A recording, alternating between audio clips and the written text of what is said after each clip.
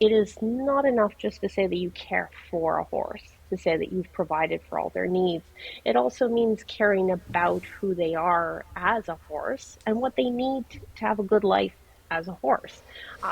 Not just, a comfy bed and shoes and a rug on. Because that's where the title of the paper comes in is, but my horse is well cared for. Yes, they may be, but have we cared about them as a horse to provide for their needs?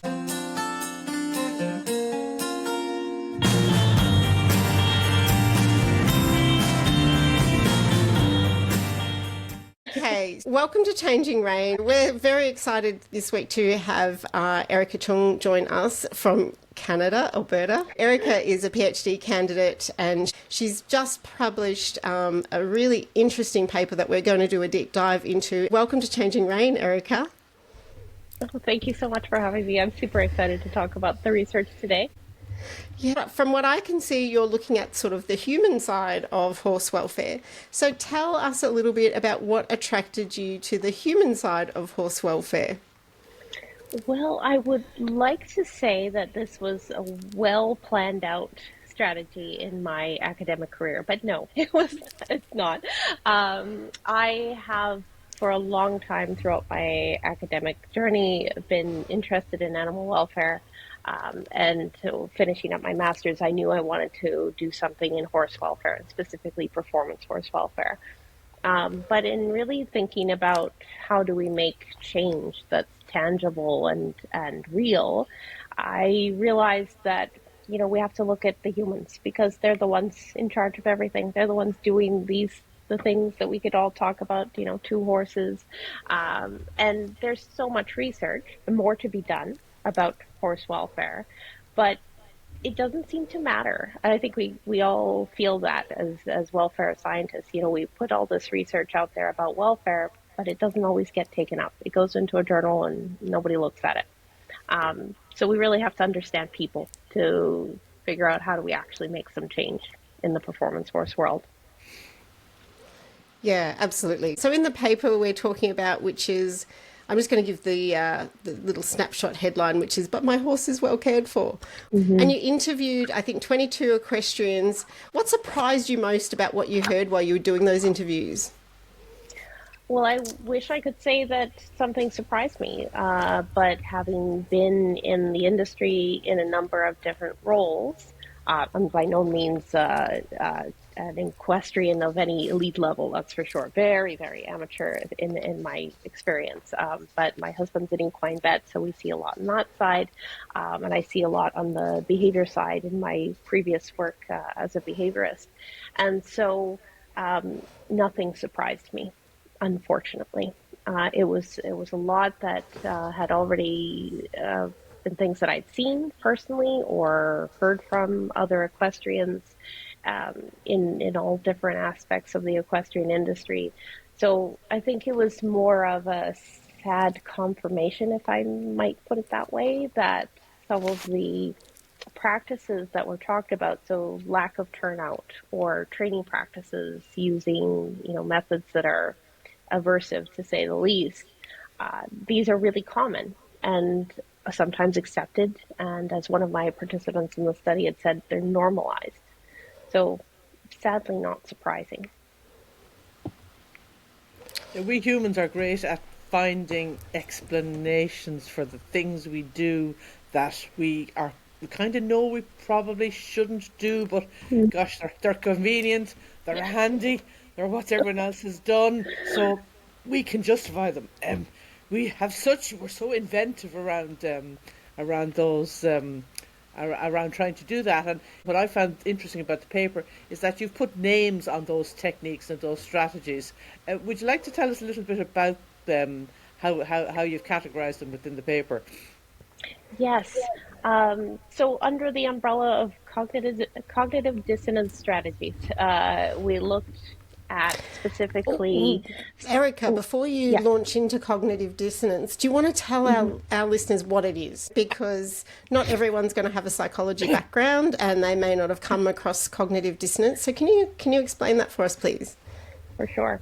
So cognitive dissonance occurs when our internal beliefs conflict with the practices that we might be enacting, or the other way around. Our practices don't necessarily coincide with what we believe. So when we encounter this, it's very uncomfortable when we have that awareness of, maybe I'm doing something to my horse that works or it is normal within the industry, but I to myself am thinking, ooh, that doesn't feel good. I love this horse and this doesn't feel very nice to be doing this to them. So that can create that state of cognitive dissonance where we're really uncomfortable and we need some way to ease that discomfort that we're experiencing. And sometimes that is through behavior change, and that would be the best thing.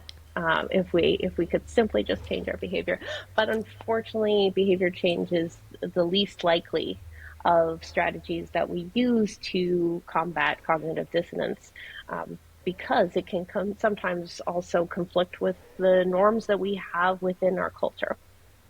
And so oftentimes humans will use strategies like justification. So that's where we sort of come up with reasons why we have to do what we do, and so therefore it's okay.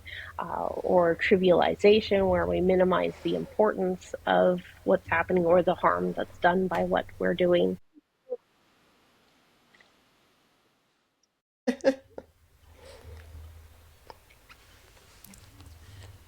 So we have the justification, the trivialization, and we also have as well where humans might be thinking about how simply it's just not as important to be considering animals as, feeling certain experiences, or they come up with things like justification. They come up with objectification as a way to justify some of the things that they do. So those were the main cognitive dissonance reducing strategies that I observed in the study. So what might they sound like? Can you give us some examples? Because I'm sure you would have heard them because that's how you came up with your theme. So what does it sound like? Yeah, so I think one of the things that came up most amongst participants was the lack of turnout that is often experienced by performance horses. And so there was justification in that, and a number of different justifications. Some had to do with geographic location, so weather-related reasons for not having turnout, or space-related reasons for not having turnout. In other cases, they justified not providing turnout because horses might get hurt. That was a very common reasoning that we heard from participants.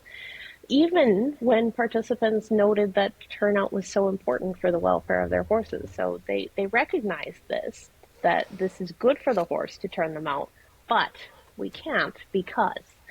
So those are the justifications there. With trivialization, we saw that participants oftentimes would, again, recognize that a practice was harmful. So perhaps talking about whip use, and which some participants just simply called it beating. When they talked about certain training methodology that they felt was harsh and potentially harmful, they might then trivialize it and say, but horses are really tough. Horses have tough skin, or horses do this to each other. So, or they might also talk about how it, in the end, was for the good of everybody. And so this is where we can see things like, again, with training methods, yes, certain things are harmful, but in the bigger picture, we have to make sure people aren't getting hurt or the horses aren't getting hurt. So those were some of the things that in practice we were seeing. So is that a bit like a prioritization, Erica? So people are sort of saying, well, it might be pretty rubbish for the horse, but the human is more important. Is that kind of part of that justification?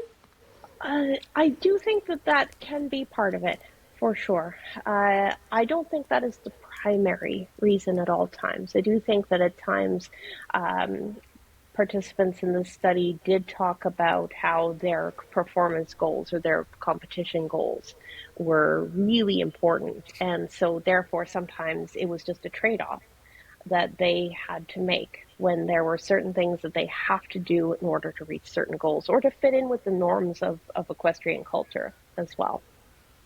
I suppose there's probably a tie up between the justifications and the objectification because, yes, they don't want the horses to get hurt, but they also don't want aesthetic blemishes that may influence placing in the ring for whatever reason. So, the horse is an object of use that needs to be perfect for the competition, and so not getting hurt, damaged, injured. It's like the dent in the car. You want the car to be smooth and perfect and shiny rather than have bumps and scrapes. Yeah, I'm amongst the group that I interviewed. I don't think that that was something that they had brought forward. Actually, they did talk more about the performance aspect, as in we need to make sure that these horses can do their job. And the horse's job was a really important priority for them. That's where we look into the theme of objectification of the horse, so really valuing the horse for what they can do versus the horse as a subjective being. So, meaning that they're looking more at the value of use as a performance horse versus this is an animal that I love and I want them to be a horse and enjoy life as a horse. So that was where a significant conflict came in for a lot of individuals. Mm-hmm. Your subject population were most of them were from the kind of classical equestrian world, so dressage, show jumping, and so on.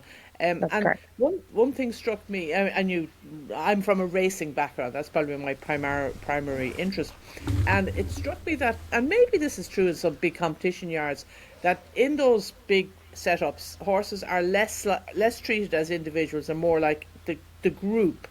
And I wondered whether there's a difference in the objectification of individual animals versus the group. But you didn't look at that in your study, so maybe I'm asking you a question outside the range. Well, that's a really interesting point, and this is where we can make comparisons between the horse industry with other animal use industries. I do think that there are likely cases where it is a matter of horses as a herd level, sort of at that herd level, where yes, it's these big barns, whether they're racing barns or they're show jumpers or dressage, where they have a large number of animals, and they are considering what this means on a business level, where we have to make sure that as many horses as possible are working, and this is what works for the group versus the individual. But also, we do see that, at least in some of the subsequent work that I've done, is that it does seem that people will talk about each horse as being different. And I do think that there is a recognition that being a horse and each horse does have unique needs compared to what is considered for the show horse or the racing horse. So, one of the things you talked about, I think it's right at the start of the paper, you talk about the difference between the caring about the horse and caring for the horse. And I think that's a really interesting distinction that you make right from the start. Can you tell us a bit about that? Yes, yes. So this was a really important underpinning of this paper to make that distinction. I think we've all heard within the equestrian industry that these animals are very well cared for. All of their needs, their physical needs, are very well looked after. I think that is something that the industry really wants people to know. And we saw that in this paper. So the difference between caring for and caring about comes from care ethics. So this is a concept that caring for is the behaviors, it's the actions that we take to care for an individual. So that includes making sure they have good housing, that their health is taken care of, their nutrition. So we've got those domains looked after. But the caring about has to do with the empathy that we have for somebody as an individual, as a being, a being who they are.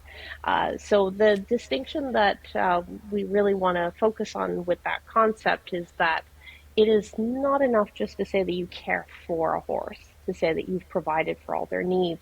It also means caring about who they are as a horse and what they need to have a good life as a horse. Not just, a comfy bed and shoes and a rug on. Because that's where the title of the paper comes in is, but my horse is well cared for. Yes, they may be, but have we cared about them as a horse to provide for their needs? Yeah, and I think the really important thing there is I think most equestrians work really hard and make lots of sacrifices, caring about horses' physical needs. But it's those other needs, those perhaps psychological needs. I would argue that it is the physical needs as well are not necessarily always provided for in the performance horse world, because yes, we can say, nutrition wise, these horses have excellent nutrition, but do they have forage 24/7? Do they have access to, they have dry, comfortable housing, but do they have the ability and the agency to move freely through, 24/7 access to that? Do they have the ability to interact with each other freely? Again, having that agency. So yes, the physical needs, I think, are also among the issues too. And I suppose one of the problems is so many of those acts of caring that we have all performed and we all know how to do them because we are good horse people are not always aligned with what science tells us now. We do them because this is the way it's always been done. And we honestly believe we are caring in the right way for the horses. But actually, so when you broach this topic to people or this concept, you end up you're having two conversations with them, because the first one is welfare of your horse is more than caring for them, and that's a bit of a, oh, but I care so well, what else is there? And before you move on to what else is there, you're saying to them, and some of the care you provide is not optimal. So there's a lot for people to deal with, and they just say, oh, I really don't want to listen to this. Can I just go back to the way I was? It's, again, human nature. Exactly. Yeah, no, exactly. And one question I had was, is it possible to care about horses without the knowledge of the care involved, caring for? So can you be in an ivory tower academic situation and care passionately about horses and their well-being and welfare without caring for them, and possibly vice versa? Because I struggle with this. This is where when I'm embedded in the horse industry. I try to have these conversations, and I stumble at that very first concept. And it's, but my horse are well cared for. I look around the yard, beautiful teak stable doors and brass hinges and the best of everything, but healthy, performing well. Doing everything. I mean, I'm at, we're talking elite racehorses, and yet, so that's where my struggle is. So, how do we look? It's like everything. I suppose you get into the messy middle of it all, but yes. Well, this is not a question with a clear answer, I think, and this is what is very important for us in academia, and as well as people within the industry, to realize that we have to collaborate and have conversations. I think this is a major barrier in creating change, that, like you said, there's these ivory towers where there are people telling those within the industry that, well, this is the ideal, this is what it should be, I care about horse welfare. And then you have people in the industry who are saying, what, I care for the horses, I'm doing all of the best things for them, and look, they're doing well in their performance, and they're healthy, they're not sick or anything like that. So we have to have these conversations about what is practical, and also, I think a very critical one is, what does it mean to care about and for a horse as a horse? So this was one of for me, one of the most intriguing parts of the conversations that I had with participants was that they actually exemplify this conflict, because they do describe the good life as a horse as one that is absolutely aligned with everything that we know horses need for themselves. The access to forage and turnout and all of this. But on the other hand, they also feel this conflict with how do they function within the industry, and still care about horses. So there is no easy answer to that one. It is, I think, where we have to then start thinking about how do we collaborate? Because you can't tell somebody what to do and have them accept that. Nobody wants to hear that. Yeah. When I did my research meter, it was really interesting, and I don't know whether I reported it in the data because I'm not sure if it reached statistical significance or not. But what was really curious was that, and I used a 5 domains model of horse welfare to assess welfare, and the absolute beginner owners, their horses tended to have better welfare than the professionals. So I don't know if that goes some way to answer your question about can you care about the horse without the knowledge of caring for the horse as we would traditionally define it. But that was a really interesting finding that came out of my work. Yeah, and like yours, I think I found similar things in that, yes, we need to have that fundamental knowledge about how to care for a horse. We also have to care about them. But I don't think they can be separated. I don't think there's a way to say that one comes before the other either. They really do go hand in hand. And so that's where I do think that collaboration is essential. Yeah, absolutely. Because you don't want people who just don't really understand the needs of the horse, caring lots about them, but really not giving them the care that they need. But equally, you want the happy middle, don't you, Mita? Like you were saying, you want the messy middle where people have that a bit of balance. Yeah. Which I guess brings us to that whole curious thing about enculturation. So can you talk a little bit about what enculturation is and what you found in how it related to horse welfare in the performance horse world? Yeah. So enculturation is this process where we come into a culture, and equestrianism is a culture, where it's defined by certain traditions and beliefs and values, practices and attitudes. And when we come into this, we start to uptake all of this. And that is something that can be separate from our sort of personal, if you will, personal beliefs and values and practices.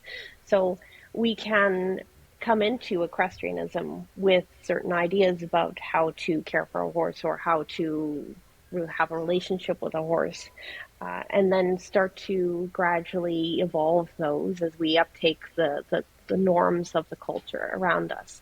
So enculturation really helps people to learn how they should function within this social group. And within equestrianism, we do see that with people, at least in the study, they described how they got into horses as they were children and they just loved horses. They were enamored by them. They're beautiful. They're just so wonderful to be around. And then as they gradually got involved in a performance discipline, they started now to change some of their beliefs and practices in order to acquire those of equestrianism, and that changes as they continue to go up levels as well, as they get more involved in competition. And some people described how they got involved in performance horse sports and they found it uncomfortable after a while, where they started to then recognize where they sort of came from and their beliefs and their practices, and they decided to change. And for some other people, I don't think that changes. They actually start to really uptake the social practices of equestrianism and the attitudes, and they hold that.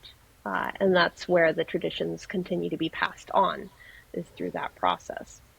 So this, I think, is something that is essential to understand, because this is really why we see the perpetuation of practices and attitudes for better or for worse. There are definitely some good things that get passed down, and there are definitely some things that are perhaps harmful. Is there anything that defines the people who fit in and go along with the, whatever that culture says is the norm, and the people who either step back or stand out or do things differently? Is there anything that differentiates them? That is something I think we need to explore more. And I mentioned that in my study that, we had a few people that shared with us the process of sort of realizing that what they were practicing and the attitudes that they were holding really bothered them, and they decided to change. And I think that it was the awareness of that. So it was when they came to that stark realization that this was uncomfortable, whatever it was that they were doing, they felt uncomfortable about it. We are currently undertaking a study that is looking at other factors that might be contributing to that. And I don't think there will be a simple answer to what differentiates people, because humans are complex. But I do think that the thing that needs to happen is the awareness of Yeah, certain things being not acceptable. and just to take that a bit further, I was reading something the other day. We're all aware of lots of things. We're all each in our, wherever we are, we're aware vaguely of, it's a bit chilly here, it's early morning, and you're in Canada, Karen, you're coming into summertime. We're aware of the general weather, how we're feeling. But attention is a step beyond awareness. And I just wonder whether it's something to do with your level of attention to what's going on in the world, or your curiosity about what's going on in the world, versus whether you're kind of more outward looking or inward looking. So I thought that was an interesting concept. I wrote it down in my notepad. I must explore that a bit more. Awareness as a general, which we all are, as a getting on in the world, but also our level of attention to what's happening in our worlds. Well, this is where we have lots of conversations in the industry about social license, right? So much of the change that is trying to be promoted is on the basis of protecting social license. So I make the assumption that the industry is largely there paying attention to what is acceptable in terms of practice. But it then comes back to, how do we see horses? So it kind of makes this full circle, coming back in the paper to the idea that we may objectify horses, and therefore we instrumentalize their care. And then we use all of these cognitive dissonance strategies to help ourselves to be comfortable with all of that. So it's a circular problem. I wonder, and this is just kind of a question without notice, Erica, because as someone with a psychology background, what sprung to my mind as you were talking was this concept of locus of control, which is a psychological term which really describes whether you're the sort of person who thinks things happen, you are acted upon, and so you behave in a certain way, versus are you the sort of person that thinks you have the power to control things and act on things. So I think that would be a fascinating study to see, is there a difference in a person's locus of control, and then how they then go on to reconcile these actions and behaviours in terms of their practice. I think that would be really interesting. Yeah, I think that as a culture, equestrianism definitely could have relevance with that, because there are definitely situations where it's sort of described as, well, this is what everybody does, so I do it as well. And we did have examples in the study where people talked about how in order to see change happen in the industry, they needed to see others do it. They needed to see those who are higher level in the equestrian disciplines show them how it could be done differently, or start to promote welfare improvements. But I also think then that we have to come back to the idea of enculturation, because that is not something that happens to us. It is also an active process that we engage in. And so I'm not sure that it is entirely the case that there are different people that it can happen to. You know, in social practices like equestrianism are very powerful. We humans, we like to be part of a group, and we like to engage in things as a collective. So I think that it is also a sociological issue as well, if I could put it that way, where it's, so I don't want to call it our human nature, but I think it is that we do gravitate towards sort of organizing ourselves into groups that do the same things, and it's uncomfortable to break out of a social group and do something differently, even if you feel like you could. I'm thinking about the armed forces. I know it has nothing to do with equestrianism, but it's the same, with army recruits. I'm sure there is a process of enculturation that absolutely has to happen for a cohesive unit to be built. I'd say there's a lot of interesting observations you could make about how that process happens. It's obviously extremely organised with a defined purpose in mind. But it's a form of enculturation. Oh, absolutely, yeah. And there were people who talked about that in the study too. How it was they kind of called it, militaristic traditions, where you have to do things a certain way. You have to follow a certain order to things.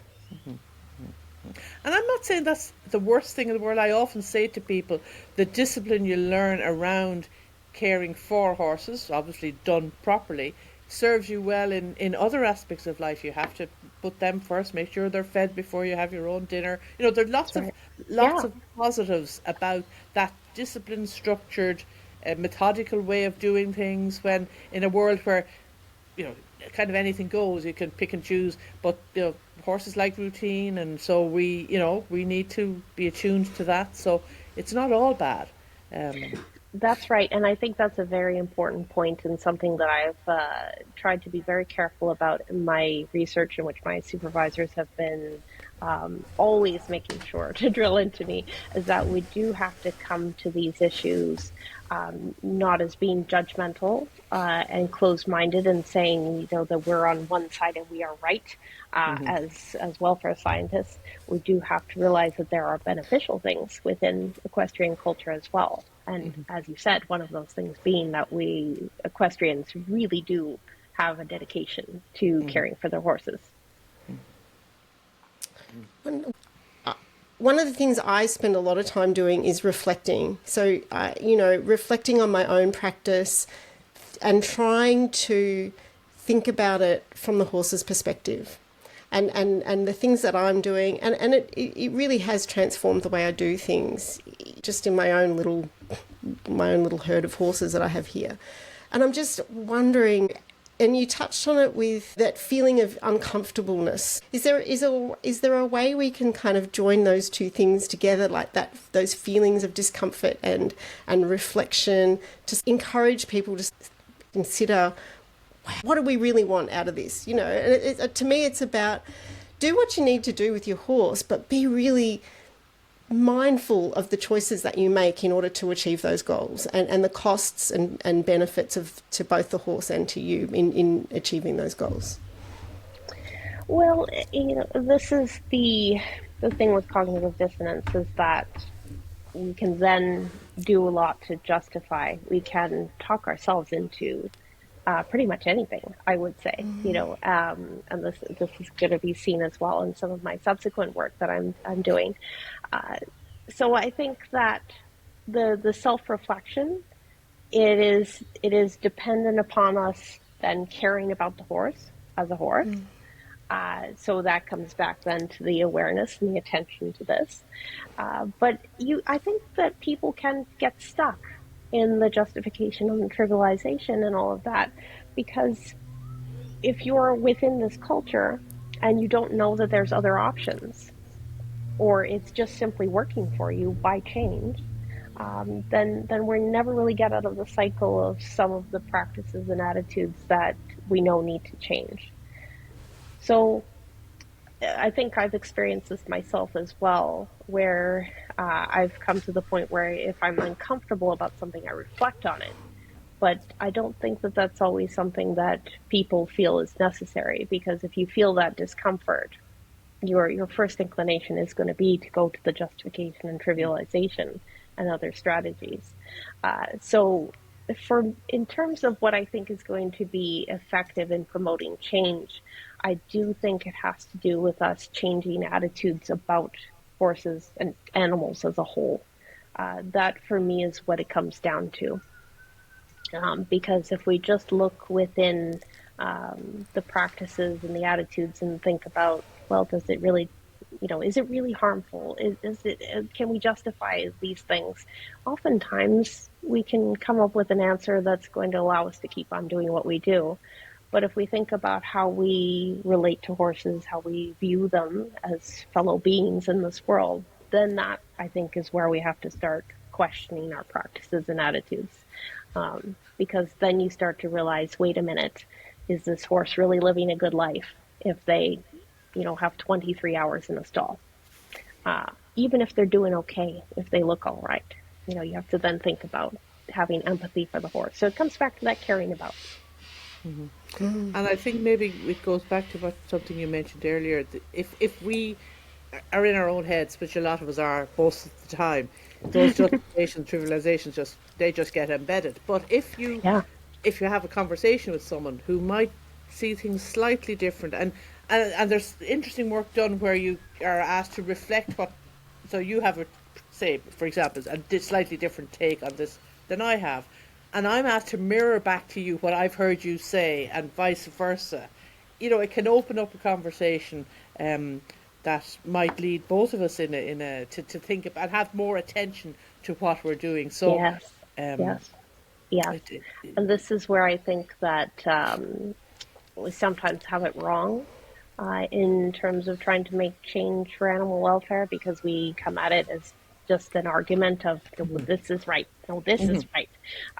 So we have this barrier all the time. And I use the word tribalism in my upcoming work, that we do have this tribalism where we never really sit down and have a collaborative conversation. It really is just the industry and the rest of us.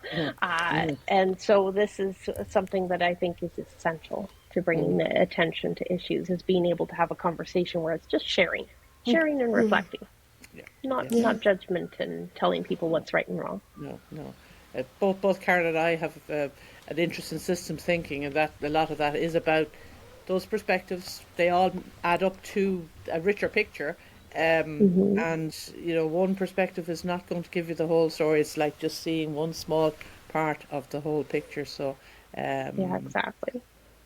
Yeah. And from that systems thinking is it almost goes a little bit beyond the conversation. Like some of the tools that we use in systems thinking is like co-creation. So you build you get a really diverse group of stakeholders, for want of a better word, together and then kind of co-create what is a good life for a horse, and it's through that process of building a model of what we're aiming for that can help people see it just opens people's eyes to different perspectives in a way that perhaps goes beyond just a conversation, where it's easy to just to walk away and go, oh, well, I don't agree with them, or whatever it might be. Well, I think, Karen, that takes a little bit of humility on the part of everyone. But I think we sometimes forget that the animal welfare, the equine welfare researcher might be inclined to say, but I know the answers. I've been on that academic journey. So it takes humility to say, this person who's been in the field all their lives, works and cares for their horses, has a valid viewpoint that is just as worthy of respect as my years of academic training, which has brought me down a very narrow path. And that, so it's not, it can never be one of those. It has to be an equal collaborative conversation, not a tutorial. Yes, exactly. One of the things that was fundamental for me in starting my research was that my supervisors sat me down and asked me, first of all, to lay out what my conception of welfare is. And I think that that is essential because we talk a lot about welfare, but what is it? What does it look like? That's why one of the critical questions in the study was, what is a good life for a horse to you? Uh, and so I think it was very interesting to see that, and this was everybody in my study, all had the conception of a good life for a horse that was really aligned with the five domains. So that's interesting. People do have, at least, from what I have observed in my work so far, is that I think they do have a good heart. They do have a good concept of what welfare is for the horses.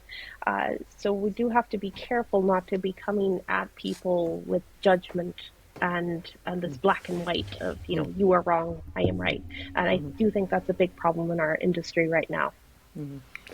Um, Karen mentioned earlier, lots of really, really good academic work is, people work really hard to produce it, and it's published, and it sits on a shelf or in a file folder and never Yeah. gets.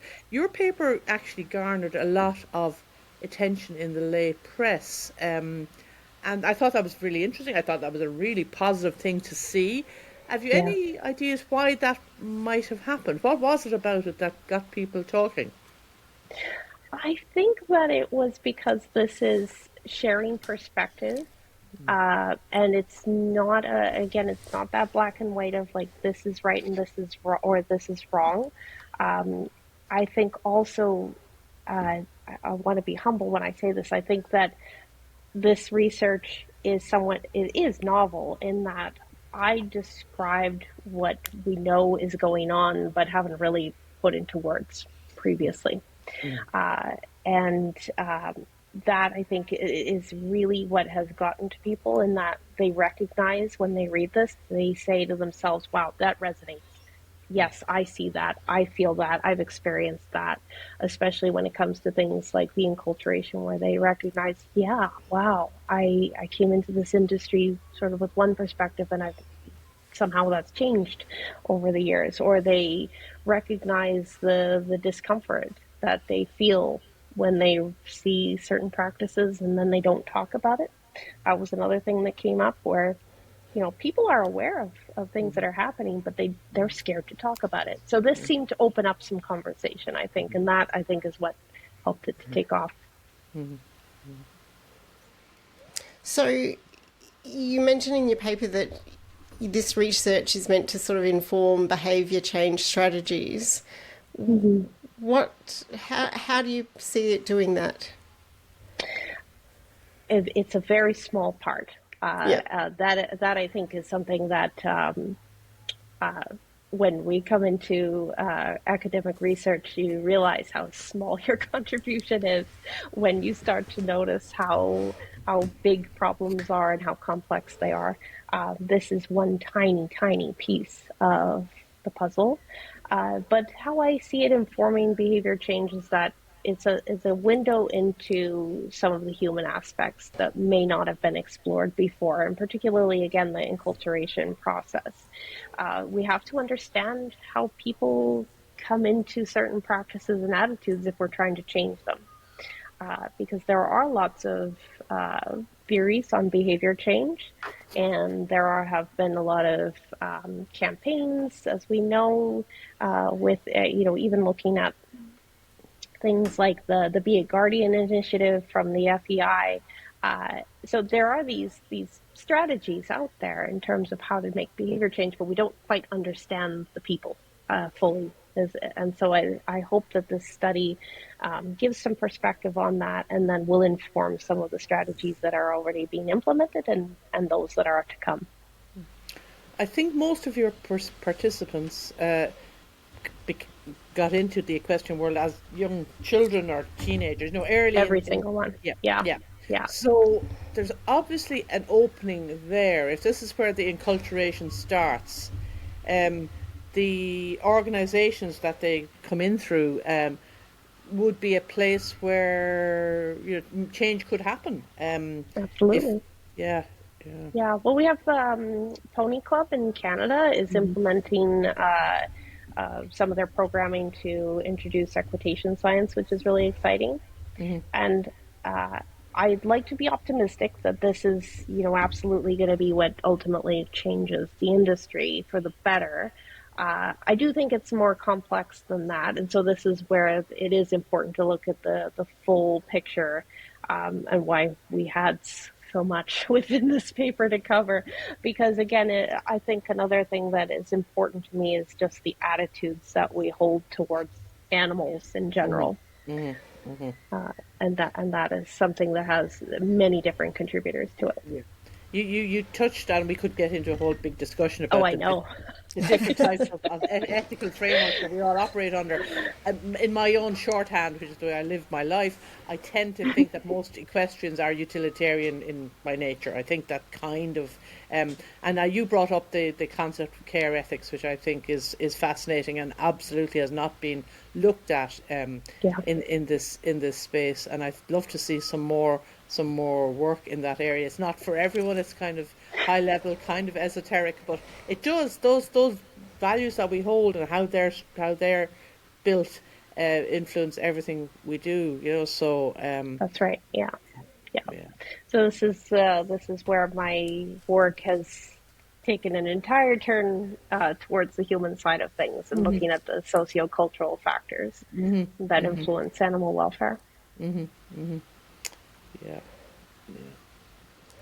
So, what gives you hope, Erica? We're all about hope on Changing Rein because we do really want to see things improve. So, what gives you hope that the industry can change? Oh, just the fact that people can change. Looking at the human side of things and taking the perspective of there are reasons why we do what we do, and that our attitudes are not just directed at horses, it's how we direct our actions towards other people as well. It's all relevant. So I think seeing that, how people treat horses within the performance horse industry is not all evil. We see a lot on social media these days where people are absolutely, especially welfare advocates, they're absolutely against the equestrian industry. And that is not a useful approach at all. So what gives me hope is, when we can just have conversations and share perspectives and talk about ways that we can maybe shift our attitudes about animals. Everybody, I think, has it in them to do that, to be able to see another being as somebody who's got value just for being themselves and who has needs and individual, what is the word that I'm looking for? The horse has their own needs as a horse. And I think we can start to look at that. And I think the industry is starting to look at that in many ways. Those conversations are happening. And that's what gives me hope, is just the fact that when people are open to those conversations. So, Erica, in the Changing Rein studio, this virtual studio, we have a genie, and she can grant you any wish to do with the future of equestrianism, your work, whatever you think, whatever you would really, your heart's desire. This genie can grant your heart's desire. What would that be? Oh, that's quite wonderful to think about. And difficult to boil it down to one thing. No problem. I do wish that people would look at horses just as horses and not as a performance animal, not for what they can use them for, but to truly put the horse first. And so I think that requires everyone to reflect on what it means to be a horse. That was a question that came up in my research, something that people seem to have a good understanding of from what they told me. And I just wish more people would then take that as their absolute guidance for how they should care for and care about horses. Yeah, that sounds wonderful. Because I think people do. I think if you speak to horse owners, they do see those horses as, most generalization, but most of them do see them as individuals, and they see that they have those little individual quirks, and so it's just that next I step. do. Is that right, Erica? Have I got it right? It's the next step. Yeah. Yeah, I think Yeah. it's the next step. It's just about making sure that we put the horse first, and that is a common thing that is said within the industry. But we have to know what that means truly to put the horse first. So it doesn't mean that we, pick the most comfortable bit for them. It means that we let them be a horse as their first and foremost goal in life. Yeah. Yeah, and it actually, I think by doing that, you have answered the question I put to you earlier on about can you care for and about horses, because at the end of the day, that's the goal, isn't it? To both care about them and care for them. That Yes, absolutely. That's right. Yeah, we can't have one without the other. no, no, no. And it's just about which one we need to sometimes be thinking about at different times. Well, we've certainly enjoyed our conversation with you, Erica. I really enjoyed chatting to people about their work like this, because you'd read a paper and you think, I wonder what they meant when they're talking about that, or why did they go under. And it's such a wonderful opportunity to actually speak to the author virtually but in person, and we Yeah. hope that we've kind of helped explain what your work, which I think is really important, to a wider audience. So thank you so much for coming on to the podcast. Oh, and thank you both, because this is why I have done the work that I've done. It's because I do want to help to promote change, and this is what is needed, is again for people to be willing to talk about it and to share it more widely beyond just the journal article. Yeah, absolutely. So thanks so much, Erica.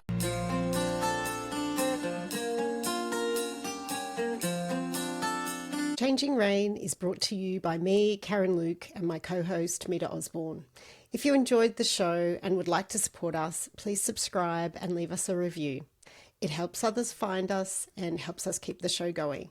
You can watch this whole episode on YouTube at youtube.com/@Changing We love your suggestions, feedback, and questions, so please drop us a line. You can email us at team@changingrein.com.